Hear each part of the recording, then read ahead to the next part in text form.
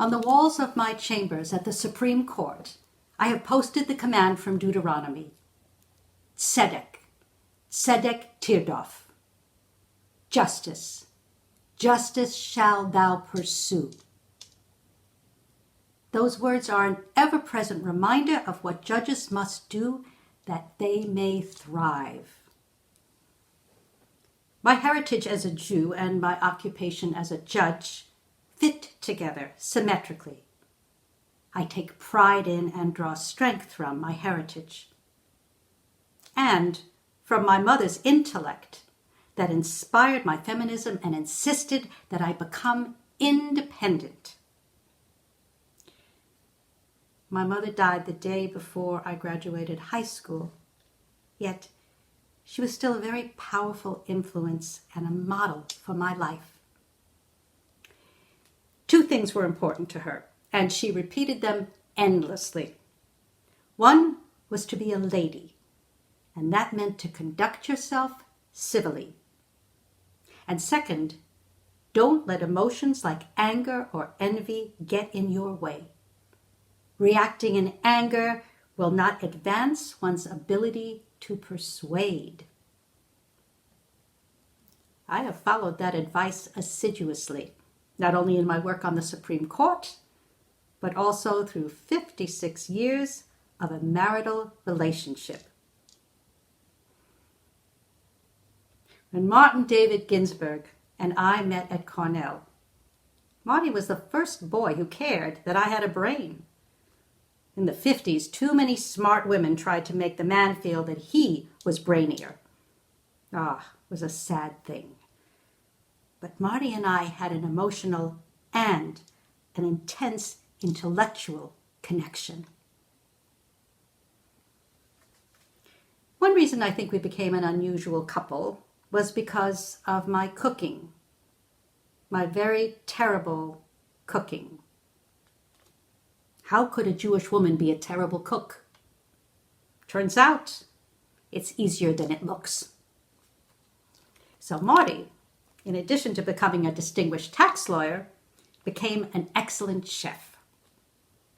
He famously said, "My wife doesn't give me any advice about cooking, and I don't give her any advice about the law." I had a life partner who thought my work was as important as his, and that made all the difference for me. Marty always made me feel that I was better than I thought I was. He was always my biggest booster. I betray no secret in reporting that without him, I would have not gained a seat on the Supreme Court. He was my campaign manager. He saw to it that my name got elevated to the top. He said at the time, "I have been supportive of my wife since the beginning of time, and she has been supportive of me. It's not sacrifice. It's family." A few days before he died, when we knew it was the end and I was taking him home from the hospital so that he could die at home, I found this letter in the drawer next to Marty's hospital bed.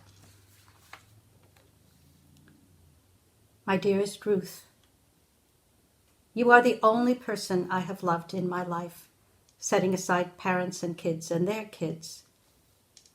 And I have admired and loved you almost since the day we first met at Cornell some 56 years ago. What a treat it has been to watch you progress to the very top of the legal world.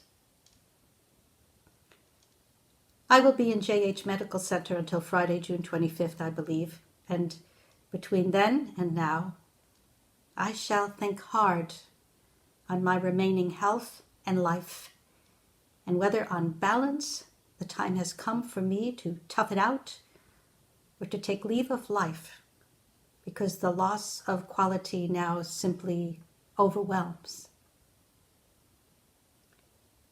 I hope you will support where I come out, but I understand you may not. I will not love you one jot less.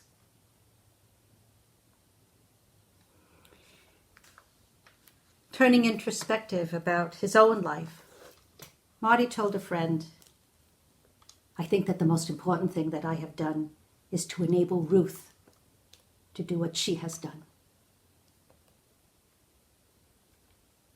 He thinks I did it. But I know we did it.